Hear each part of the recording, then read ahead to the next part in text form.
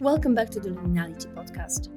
In our last episode, we explored the concept of liminality as it relates to people in forced displacement and introduced the findings of a study on transactional sex in the context of forced displacement.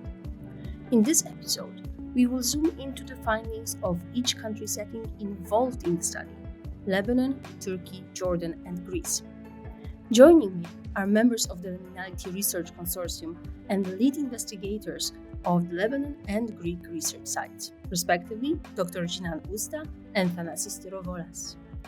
Jinan is a professor of family medicine at the American University of Beirut, and Thanasis is a researcher at KMOP. Jinan, Thanasis, good morning, first of all, to you.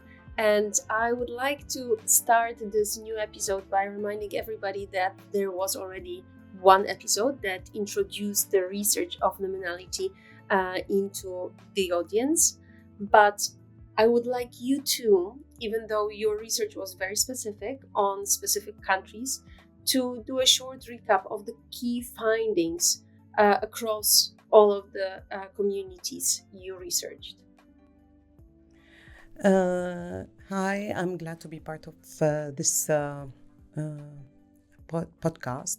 I'll do some briefing of the results that we found in Lebanon. Now, the peculiarity about the data collection in Lebanon is that we compared the refugees to the locals who are living in a vulnerable situation.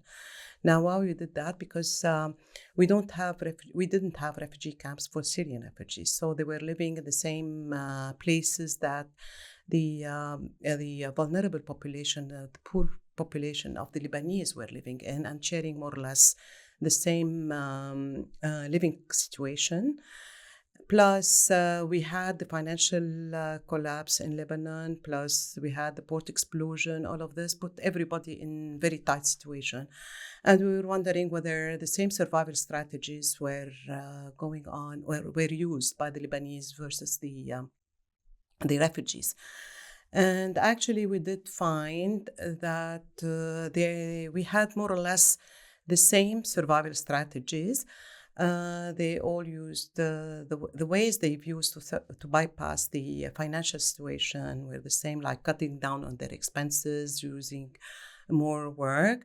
But at the same time, they were both also engaging in sort of transactional sex.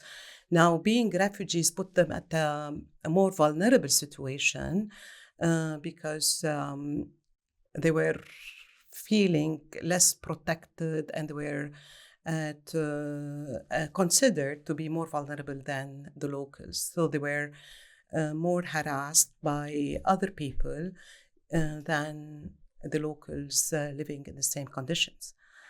We also encountered other forms of transactional sex, if you want to call it, like more of convenience marriages or early marriages at a young age that were used more by the refugees as compared to the locals, basically because they had to protect their own. One of the reasons is not only financials, but also to protect their own honor, which is also associated to the girl's reputation and so on. So they would marry her at a young age to sort of protect her, or she would get married to somebody in order to be protected and have more, she becomes more able to deal with challenges, daily challenges. Thanasis, you led the team in Greece. Can you elaborate on the main findings from your research in Greece? Right. Thank you.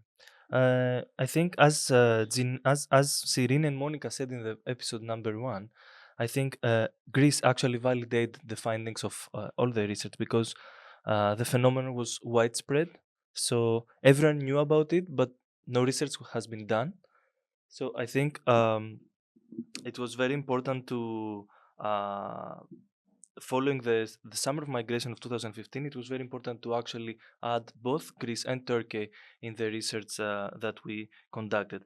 As I said before, everyone knew about it. The refugee communities were discussing it. The NGOs were discussing it. Stakeholders were informed about it, but there was not an official research that has been done in the phenomenon. More than two-thirds of the people that we actually met, that we actually interviewed, that we actually engaged with, had a personal experience or have heard someone engaging with it. In Greece, our findings reveal a variety of transactional sexual practices reported by the participants, including sexual encounters or relations for monetary benefits, or for food, accommodation, or even basic needs. Participants also reported transactional sexual practices for safety reasons, but also in order to access different kind of benefits. The patterns varied from one-time sexual encounters to longer-term transaction arrangements, even construed as relationships. The findings also show how the intersection of gender, informed by patriarchal gender norms with age, civil and legal status, socio-, race, ethnicity, among others, shape patterns and experience of transactional sex. So we try to understand the patterns, the drivers, the risks, and the consequences of transactional sex, including mental health and sexual and reproductive health, while attempting to explore overlapping elements of agency and coercion, agency and choice versus exploitation and coercion, or their dialectical interplay in those practices in forced displacement context, as Cyrene and Monica also presented in episode number 1. So we try to understand to what extent people engage in transactional sex, either through agency or through coercion, or the dialectical interplay between those two. And I think the findings really struck us, and it was really amazing, and we can discuss further in the episode. So, except for Lebanon and Greece, you also did some research in Turkey and Jordan. Would you mind telling us a bit more about specific findings and forms of transactional sex there, or some specific context in those countries? And the findings in Jordan were more or less similar to the findings in Lebanon, whereby we did find a certain percentage, in the majority were of participants either knew or were actually engaging in transactional sex, and they were also using convenience marriages or early marriages as a way of dealing or surviving the difficulties of hardship of living they were going through. I think Turkey was a very good example, and similar to the Greek case, in the sense that a lot of people didn't have access to legal employment and livelihood opportunities. So that was a very important, let's say, driver that was pushing people to engage in transactional sex. So having no access to livelihood opportunities was meaning that you had to engage in different ways to actually have the basic necessities. Moreover, specific communities, especially the queer communities, were doing sex work. This was also similar to the Greek context, because they had combined, let's say, barriers compared to other communities. They had extra, let's say, barriers, since their gender identity was not, let's say, approved and accepted. So I think in many different ways, Turkey was an example with very similar drivers with the Greek context, but at the same time, due to a very different political, religious, cultural context, there were also some disparities. Why did you decide specifically on those 4 countries as a geographical area of your research? I can say because the research was related to the refugees, and we were considering Syria at the time. It was where we had the most number of refugees coming out of Syria, and the countries were bordering Syria. So sort of they were the place where we could find mostly the highest number of refugees into those places. They are first point of contact in a way of Syrian refugees fleeing Syria at the time. But also, I think in Greece there was an unofficial report from a consultant in 2016, 2017 about, as we discussed in episode number 1, about minors, unaccompanied minors having transactional sex, survival sex. He was using the term survival sex in the park of Παιδιών του Άρεος. So I think Greece was an important example that we wanted to include in our research and understand the patterns and the drivers. And of course, the joint statement between the EU and Turkey, which actually shaped a lot the migration context in the region, was a milestone. And I think that led us to include also Turkey and, of course, understand the context there. As Jinan said, many of the refugees living in Jordan or in Lebanon, they are actually finding their way towards European borders through Turkey. And then to Greece, most of the times, or to other to Bulgaria or to other EU countries, and then of course they try to continue their journey. So in a way, having Lebanon, Jordan, Turkey, Greece, and then Switzerland is actually one of the pathways that a migrant, an asylum seeker, a refugee can potentially take. So I think that gave us the chance to actually see the migration journey as different steps and try to understand in those different steps, in those different contexts, the drivers and the patterns that make people engage in transactional sex. I would like to go to this enrichment of your research, but not only in the context of the opportunities, but also challenges for your interviewees. I assume people you interviewed had many of them. Yeah, I think maybe it's interesting to share a few case studies from the research that we did in our context. For example, there was one, for example, woman who was having a relationship with a man in order to have protection in one camp. And I'm quoting here: "I'm alone in the camp. I was raped once, so that it doesn't happen again, I'm going to make up with this guy so that I can stay in the same tent with him, so that I feel safe and I can be his wife, because in the community it's not very normal to be alone." So actually, as I said, you have to make a choice from what is in front of you. So this is a common mechanism, according to her. So she was in the camp, she was alone. She had to choose, if we can use that word, between being unsafe, facing gender-based violence, facing violence from the community or from strangers, or having a relationship, which is, according to our research, a transactional sex case, a transactional relationship with someone that will actually protect her. Without, of course, sometimes knowing who this person is and what this will entail um, during the relationship.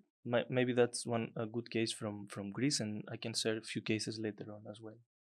The quote that comes to my mind is this one. It is about a woman crossing the borders in Lebanon, and she said, I asked the security member about the toilet location, and he kissed me on the lips, and I went to his office, which is the police station, and I had sex with him. So that was like, this is how vulnerable they may be when they are crossing the borders. I mean, it was enough for her to ask where the toilet is and had sex with the guy just for asking, which made her a lot vulnerable, and it illustrates how people predate on refugees when they're crossing or when they are in vulnerable positions. We are touching here this very delicate dynamics of gender. And from your research, it actually shows that women are not the only ones who are exposed to some of the dangers on the road, but also to transactional sex, whether it is consensual fully or comes from the situation. I would very much like you to elaborate a bit more about what this gender related dynamics emerges from your research. I think that's a very interesting question, because when we talk about survival sex or transactional sex or sex work, the stereotypical, let's say, image of the person who is engaging is usually a woman on the streets, or maybe even trans persons or queer communities in general. And I think what the Greek case shows is that actually uh, gender is very important, and it can be a reason for having different experiences. But also men are engaging transactional sex. So we had examples of men engaging with other men, uh, uh, irrespectively of their sexual orientation. But we had also men engaging with what they called sugar mummies, so women that they were wealthier, um, Greek or foreigners, that they were providing them with items, luxurious items, or covering their basic needs while having a relationship, which might not be sexual necessarily, but intimate, of course. So I think it's important to understand that when we're talking about transactional sex, our research revealed that it can happen to anyone, and people actually choose from what they have in front of them. And although we don't want to in any way, of course, let's say, celebrate violence to any extent, and celebrate transactional sex that, of course, comes with many dangers and many risks. At the same time, we want to, and not only us, as I mean, we are researchers, but also the people that they serve, the communities, not stigmatizing or judging at any point. Those behaviors and those, of course, choices of the people that they are coming from a, of course, very much constrained environment. You both mentioned that those different types of transactional sex and patterns, they sometimes are universal and happen in most of the settings, but some of them are more specific to certain areas. And I was wondering what country-specific structures may have influenced those contrasting findings. Meaning, is there something in each of the country you research that pushes or pulling people into transactional sex? That's a very good question, because I think it's also not a simple question. The context is very dynamic in each country. I can say, of course, more about Greece, and Sinan can say more about Lebanon. But the legal framework, the policy context continuously changes. So that means that also people have to adapt and have to really find the way, the coping mechanisms, the survival strategies that actually can make ends meet.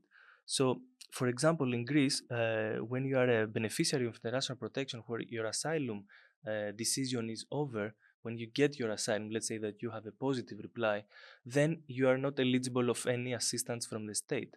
So that means that if your asylum decision is fast, and then after 3 months of being an asylum seeker in Greece, you arrive with a positive decision, then how comes that you can be able to, let's say, sustain yourself or your family when you don't have access to any support? So I think having no access to cash assistance, to humanitarian assistance, to opportunities to work, although you may have the right, but then there are no opportunities for you to work, especially, I mean, formal work, then you don't have access to livelihood opportunities. That is a crucial factor for people to actually engage transactional sex in order to deal with everyday, let's say, expenses and everyday life.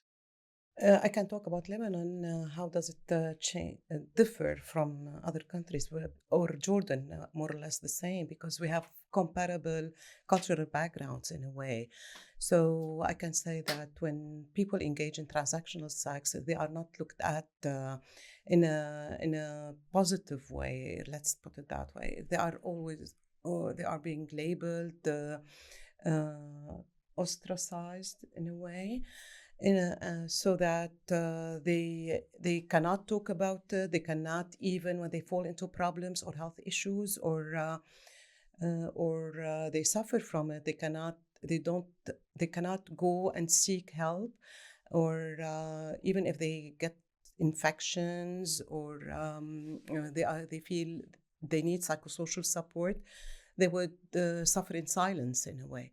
So that is what happens in at least in most of in my country, and I guess in Jordan at the same time. Plus, the practices differ a little bit.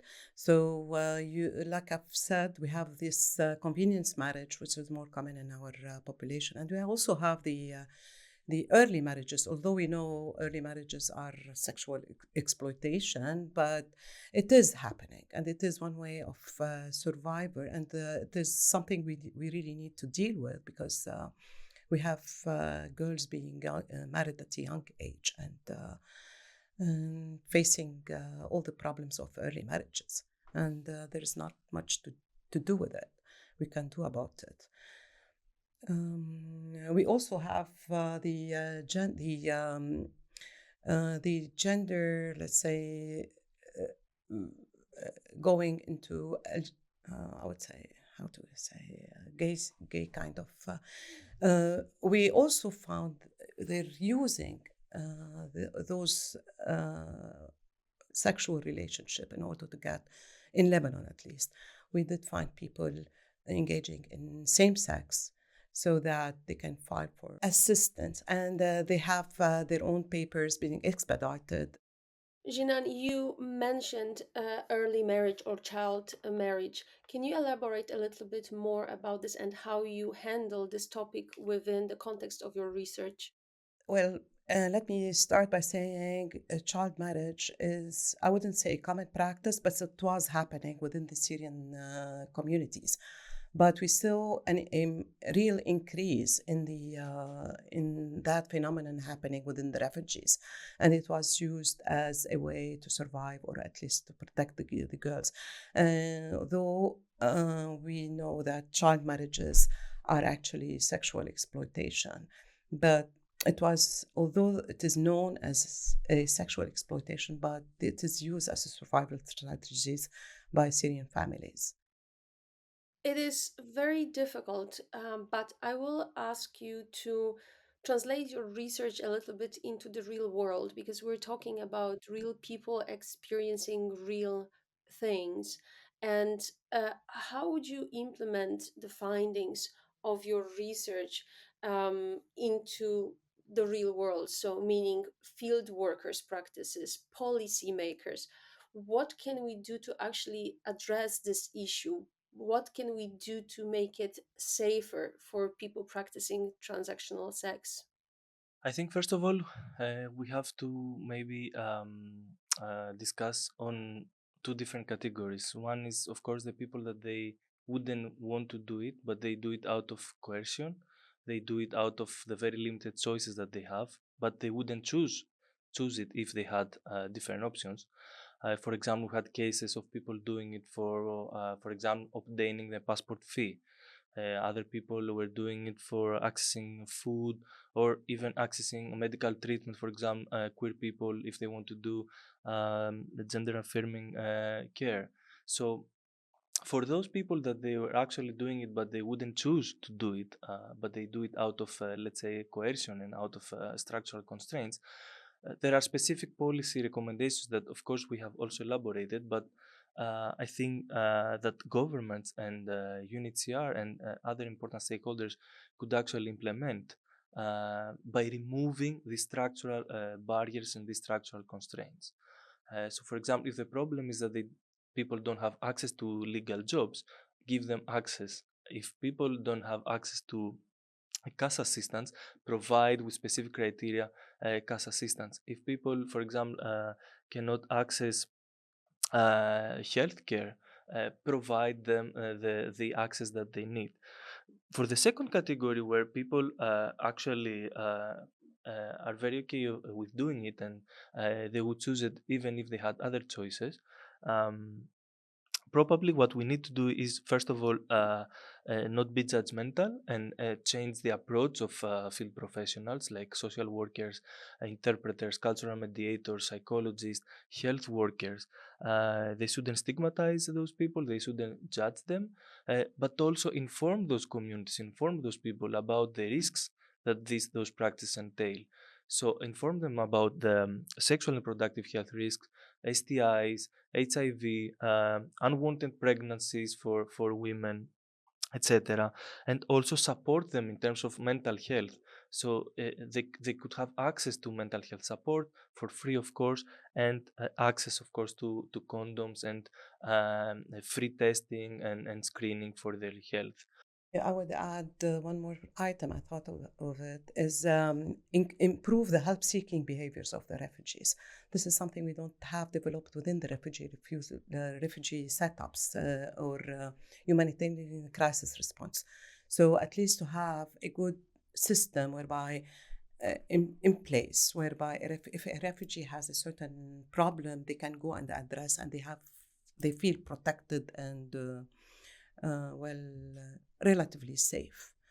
So it is not only a matter of cash, because some of the refugees we've encountered engaging transactional sex were receiving cash. But actually it is feeling vulnerable and being taken advantage of as the refugees. And I think it is worth highlighting at the end that this approach of one solution fits all is not an option. And it comes very clearly from your research that there are very individual circumstances, situations of people in different countries that deserve more specific solutions to those issues. And Sonia, if I may, I think it's also important in order to understand how dynamic the context is, and maybe we haven't spoken about that. And I think that is also the richness of the research, is that the same person in different contexts could have different choices. So a person in Turkey might, for example, we had this case of a person in Turkey doing transactional sex intentionally because this was a choice that he made. But while arriving to Greece, he has decided not to do it again out of choice. But then, because of the structural constraints, he had to do it. So even the same person could have different, let's say, pathways in different contexts, or the same person in different, let's say, in a relationship could have a different strategy, because a relationship can start a consensual, but then it could move to a violent relationship, or to, for example, a person could engage in sex work as a transactional sex strategy, and consensually with another person, but then during the intercourse the person could, for example, remove the condom, which is called stealthing, and that could be sexual exploitation and abuse. So the context is so dynamic, and we have to highlight that. And this was a finding of the research, that people were moving from one experience to another in different contexts inside the country, but also in different countries. We are talking about forms, about policies, about recommendations, but in this research, it is very much about the real people. And one of the strongest things about your research are actually those quotes that you have from people you interviewed. They are extremely powerful. So I would like you to quote some of them, giving us a little bit of a context of the situation, who they are, which country are they from. Yes, I think before we mentioned one case study about a woman in a camp, which she had to make a choice. And I think another example of, let's say, in the opposite side of the spectrum of the experience, is when a young man was describing to a social worker how they could earn easily money during their everyday life. So there was a phrase that they learned, those young boys. I mean, they are of course adults, right? It's papu, which means grandpa. So these are all these old people.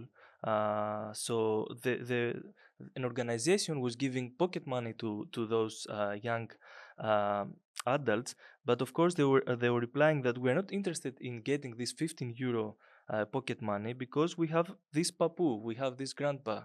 So these grandpas, they are giving us money, so we just have transactional sex with them, and they give us 50 euros. So why we should get this 15 euro pocket money? So I think that's an interesting example to showcase that people have coping mechanisms that sometimes it's easier for them to do it than having other choices. And I think to the same example, there's another quote that says that these young boys, these young adults go and stay with a gentleman who is usually older. He's a grandfather, that is. He pays their expenses, their food, and after a while pays for more, for much bigger things. There is an agreement, he says. Stay with me this long, I quote. After this long, wherever you want to go, I paid for it and you go. So a clear transactional sexual relationship.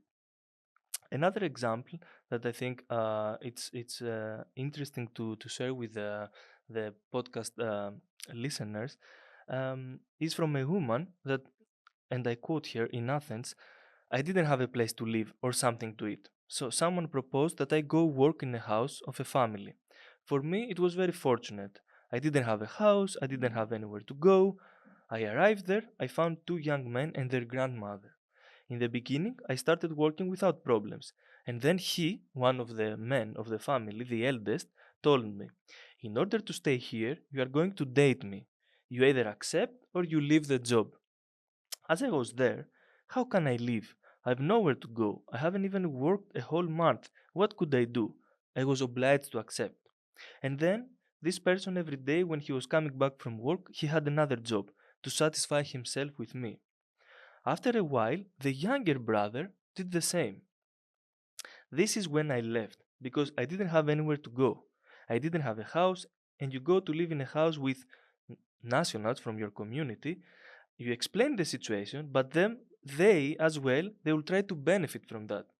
If you want to stay at my place, they say, you will go out with me, you will be with me. So this is a typical example of a woman who, because of a lack of accommodation, because of a lack of livelihood opportunities, or safe and formal livelihood opportunities, she, of course, had to do transactional sex first with this, like working with this family, but then also finding a place in a house with nationals from her community. Jinan, would you like to add a story? I have this quote from a key informant in Lebanon who's working with Syrian refugees, and he said, there are several stories of marriages based on needs. Some are also made in secret, but once they are known, they cancel the marriage. For example, a woman needs shelter and income, and the man already has kids, but no wife, wants someone to love him. But once people learn that the man is married to refugees, he ends the marriage. So basically, it is the story of a man who gets married to a refugee and provide her shelter and income, but it is a secret kind of marriage. And once it becomes known, he leaves the woman and she's out there on her own with the kids. Thanasis, any examples on the queer communities? I think for the queer community, they want to do gender transitions, and they want to have access to gender affirming care. We had many different examples of their experiences, and I quote from a trans person in Athens. Those things push people to sell their bodies. If there is an alternative, they wouldn't do it. As a person who wants to be trans now, there is no possibility to do all these surgeries in the public hospital. So I had to do it. What can I do? I will sell my body. So we see a clear example of transactional sex based on the need of free access to gender affirming care. Those quotes are so powerful. I think they speak for themselves. And maybe this is the right way to finish this episode of the podcast. Thanasis and Jinan, thank you very much for shedding some light on the perspective of different countries you researched. Thank you. Thank you. Thank you for listening to Liminality Podcast. Make sure to check all 4 episodes of the series to learn more about the concept of liminality as it relates to people in forced displacement, and hear more about the specific research of transactional sex in the context of forced displacement in different countries. This series is developed by the Liminality Research Consortium with support from Refocus Media Labs.